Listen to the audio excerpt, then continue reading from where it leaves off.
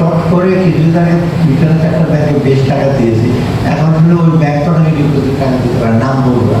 এতগুলো টাকা কী করেছে যা এগুলো এত ডিটেল আমি বলতে চাই না। ওই চেয়ারম্যান সাহেব কী ডিসাইড করবেন, কী করবেন। আর এফআইডি উঠে যাবে, এফআইডির প্রতি আমাদের প্রচণ্ড ভালোবাসা, এফআইডি থাকতে হবে। না থাকলেও আমি অর্থ উপদেষ্টা সজীব বসতি এফআইডি যদি উঠিয়ে দেন, আপনার কন্ট্যাক্ট থেকে দিয়েছেন বাংলাদেশ ব্যাংক আপনি যে এফআইডি করে, এবার ইন্স্যুরেন্স নম্বরটা কে দেখবে, তারপরে আইসিএফে কে দেখবে।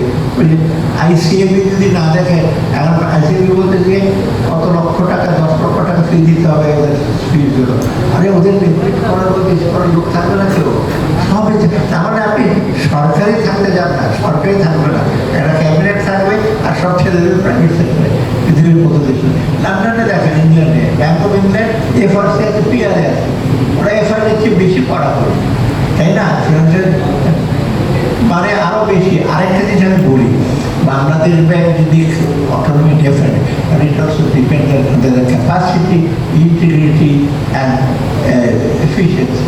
আপনি যদি দয়া করে জাজ করেন বাংলাদেশ ব্যাংকের সব পর্যায়ে সবাইকে ক্যাপাসিটি এমন, আপনি দিয়ে দিলেন অটোনমি, দুর্বল লোক আর যারা এদিক সেদিকে করে তারা আরো বেশি শক্তিশালী। চেক অ্যান্ড ব্যালেন্স বলে একটা কথা আছে, বুঝতে পারছেন? যদি কিছুই না থাকে, উনি কোথায় খেলে রিপোর্ট করে ইন্ডিপেন্ডেন্ট, ওই ইন্ডিপেন্ডেন্ট ইউনিলাটারাল ডিক্লারেশন অফ ইন্ডিপেন্ডেন্স, আমি স্বাধীন হয়ে গেলাম, অতি প্রকার না। আমি অ্যাগ্রি করি এই পলিসির ব্যাপারে বা অপারেশনের ব্যাপারে বাংলাদেশ ব্যাংক স্বাধীনতা দিতে হবে, কারণ ডে টু ডে অপারেশন।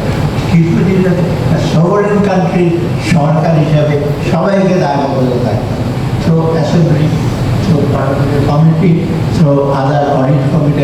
আপনি যদি বলেন কিচ্ছুই থাকবে না, তারপরে সিএজির কোনো ফাংশন নাই, উনি অডিট অফিসারকে দেবেন, আপনি পাস করতে থাকবেন, কেউ লোক থাকবে। এরকম কদিন পরে আপনার বলবে সিজির অফিস দরকারই নেই, অডিট অফিস দরকার নেই। অডিট না করলে কী হবে জানেন?